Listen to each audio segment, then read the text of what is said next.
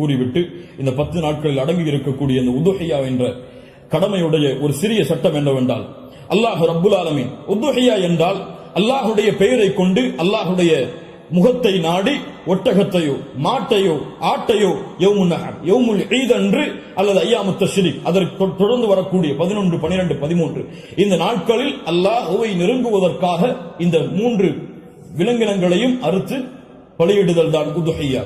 அல்லாஹ் ரப்புல் ஆலமீன் கூறுகிறான், இன்னா அத்தய்னாக அல் கௌசர். அல்லாஹ் ரப்புல் ஆலமீன் நபியே கௌசர் என்ற தடாகத்தை உமக்கு வழங்குகிறான். அதனால் ஃபஸல்லி லிரப்பிக வன்ஹர், அல்லாஹ்வை தொழு, அல்லாஹ்விற்கு அறுத்து பலியிடுங்கள். வன்ஹர் வஸ்ப, அல்லாஹ்விற்கு அறுத்து பலியிடுங்கள் என்று அல்லாஹ் ரப்புல் ஆலமீன் கட்டளையிடுகிறான். இந்த உதுஹியாவுடைய விஷயத்தில் உலமாக்கள் மத்தியிலே கருத்து வேறுபாடு இருக்கிறது. சில உலமாக்கள் சொல்கிறார்கள், உதுஹியா என்பது வாஜிப், அதை விட்டால் பாவம். உதுஹியா வாஜிப், அது விட்டால் பாவம். ஆனால் ஜும்ஹூர் அஹ்லுல் இல்ம் உலமாக்களுடைய ஒட்டுமொத்த கூட்டத்துடைய கருத்து என்னவென்றால், பெரும்பான்மையான உலமாக்களுடைய கூட்டத்துடைய கருத்து என்னவென்றால், உதுஹியா சுன்னah, விட்டால் மக்ரூஹ், விட்டால் வெறுக்கத்தக்கது. அல்லாஹ்வுடைய தூதர் தங்களுடைய இறுதி 10 ஆண்டுகளில் ஒருபோதும் உதுஹியாவை தாங்கள் கரத்தால் அறுப்பதை விடவில்லை. இது சுன்னah, ஆனால் விட்டால் பெரும்பாவம் கிடையாது, வெறுக்கத்தக்கது.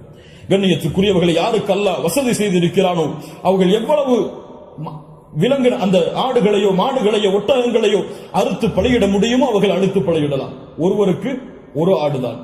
ஒரு மாட்டை ஒருவர் முழுவதாக அறுப்பதற்கு அவருக்கு செல்வம் இருந்தால், வசதி இருந்தால் அறுக்கலாம். அல்லது அந்த மாட்டை 7 பேர் பங்கு கொள்ளலாம். ஒட்டகமாக இருந்தால் அவர்களும் அதில் 7 பேர் பங்கு கொள்ளலாம். இப்படி ஒரு ஆட்டை ஒருவர், மாடை 7 பங்காக வைக்கலாம், ஒட்டகத்தை 7 பங்காக வைக்கலாம். அல்லது ஒட்டகம் முழுவதையும் ஒருவர் கொடுக்கலாம், மாடு முழுவதையும் ஒருவர் கொடுக்கலாம். 2 ஆடுகள் 3 ஆடுகள் என்று ஏழைகளுடைய கஷ்டங்களை நீக்க அல்லாஹ்வுடைய முகத்தை நாடுபவர்கள் எவ்வளவு அல்லாஹ் அவர்களுக்கு செல்வத்தை விசாலப்படுத்தி இருக்கிறாரோ அவ்வளவு அவர்களும் விசாலப்படுத்தலாம். அந்த விலங்கினங்களுடைய சட்டம் என்ன? ஆடாக இருந்தால் 1 வருடம் பூர்த்தியாக இருக்க வேண்டும், 2வது வருடத்தில் நுழைந்திருக்க வேண்டும். மாடாக இருந்தால் 2 வருடங்கள் பூர்த்தியாக இருக்க வேண்டும், 3வது வருடத்தில் அது நுழைந்திருக்க வேண்டும். ஒட்டகமாக இருந்தால் 5 வருடம் பூர்த்தியாக இருக்க வேண்டும், 6வது வருடத்தில் அது நுழைந்திருக்க வேண்டும்.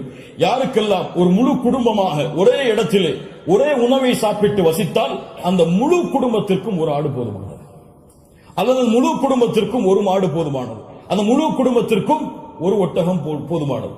ஒரு குடும்பம் மொத்தமாக ஒரே இடத்திலே ஒரே உணவை சாப்பிட்டு இருந்தால், தனித்தனியாக வேறு வேறு உணவுகளை வைத்திருந்தால் அவர்கள் தனித்தனியாக உதுஹியாவை அவர்கள் கொடுக்க வேண்டும்.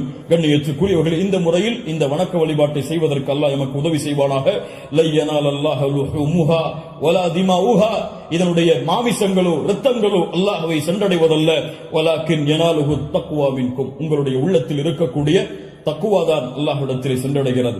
கண்ணியத்துக்குரியவர்கள், நபி இப்ராஹிம் அலைஹிஸ்ஸலாம், இஸ்மாயில் அலைஹிஸ்ஸலாம் அவருடைய தியாகத்தை நினைவு கூறும் பொருட்டு இப்ராஹிம் அலைஹிஸ்ஸலாம் தன்னுடைய மகனை அல்லாஹ் அறுக்க கட்டளையிட்ட போது, நான் அறுக்க தயாராகிறேன் என்று இப்ராஹிம் அலைஹிஸ்ஸலாம் அல்லாஹ்விற்காக தன்னுடைய அல்லாஹ்வுடைய கட்டளையை ஏற்க துணிந்ததை போன்று, யா அல்லாஹ் நீ கூறினால் எதையும் செய்வதற்கு நான் தயார் என்ற தன்மையை வெளிப்படுத்துவதற்கு தான் இந்த யௌமுன் நஹர் யௌமுல் ஈதுடைய தினத்தில் ஆடுகளையோ மாடுகளையோ ஒட்டகங்களையோ அறுக்கக்கூடிய கட்டளை அல்லாஹ் கொடுத்திருக்கிறார். இது ஒரு சடங்காகவோ சம்பிரதாயமாகவோ இல்லாமல் அல்லாஹ்விற்காக செய்யப்படக்கூடிய வணக்க வழிபாடாக எண்ணி இன்று நியத்து வையுங்கள். அல்லாஹ் எனக்கு கொடுத்த செல்வத்தின் அடிப்படையில் இன்ஷா அல்லாஹ் இதை நான் விசாலப்படுத்துவேன். என்னால் எவ்வளவு முடியுமோ அவ்வளவு அல்லாஹ்வுடைய பாதையில் அறுத்து பலியிட்டு ஏழைகளுக்கும் நானும் அதிலிருந்து உண்பேன். கண்ணியத்துக்குரியவர்களை, சிறந்தது என்னவென்றால், நாம் வாழக்கூடிய இடங்களில் அறுத்து பலியிடுதல் தான் சிறந்தது. நாம் வாழாத ஊர்களில் அறுத்து பலியிடுதல் சிறந்தது கிடையாது, உலமாக்களுடைய குர்ஆன் சுன்னாவுடைய ஆதாரங்களின் அடிப்படையில். அதனால் நாம் அறுத்து முழுவதுமாக நாம எடுத்துக் கொள்ளலாம், அல்லது ஏழைகளுக்கு முழுவதுமாக கொடுக்கலாம், உறவினர்களுக்கு முழுவதுமாக கொடுக்கலாம். இதில் ஹதீஸ் அடிப்படையில் தெளிவான ஆதாரங்கள் எவ்வளவு பங்குகளை வைக்க வேண்டும் என்பதற்கு கிடையாது. ஆனால் 3 பங்காக வைத்து கொடுக்கப்பட வேண்டும் என்பது ஹதீஸ் கலையிலே ஹதீஸிலிருந்து இஜ்திஹாத் அதை ஆய்வு செய்து முடிவெடுத்த உலமாக்கள் இப்னு கய்யிம் போன்றவர்கள் 3 பங்காக அதை வைத்து பங்கிட வேண்டும் என்று விளக்கம் சொல்கிறார்கள்.